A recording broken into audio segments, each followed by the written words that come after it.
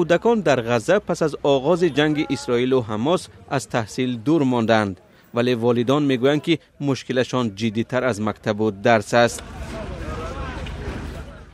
سازمان ملل میگوید 12,000 کودک در جنگ کشته شدند. 20 تن دیگر از گرسنگی فوتیدند. بیش از 17,000 کودک یتیم مانده و یا جنگ آنها را از هم جدا کرده است. بسیاری از کودکان غزه به سرپناه ماندند و با والدانشان آسیب جسمی و روانی دیدند. پسری من شبانه بیدار می شود و می گیرید. می گوید پدرم رو پزمان شدم. آرزو دارم به خانه برگردیم. می خواهم مثل پیش زندگی عادی داشته باشیم. مقامات غزه می گویند که در جنگ نزدیک به 31,000 نفر کشته شدند. جنگی که بعد از حمله حماس به اسرائیل در روز 7 اکتبر سال 2023 آغاز شد. در آن حمله 1200 اسرائیلی را کشتند و بیش از 200 نفر را گروگان گرفتند. اسرائیل با حمله به غزه پاسخ داد. اکثر اهالی بیش از 2 میلیون نفری غزه به رفح در نزدیکی مرز مصر پناه بردند.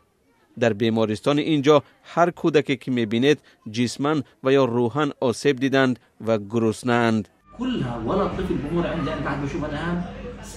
همه آنها مشکل انکشاف دارند. همشون بیمارند.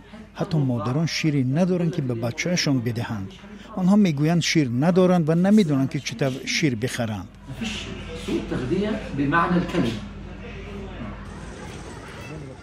بعضی از کودکان به گفته پزشک بمب و هواپیما را میشناسند و چطور کشته شدن عزیزان و همسایگانشان را در یاد دارند.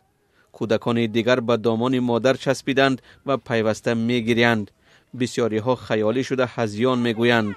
کودکان نیز هستند که امید دارند روز با نزدیکانشان یک جا میشوند. میخواهم به خانه برگردم.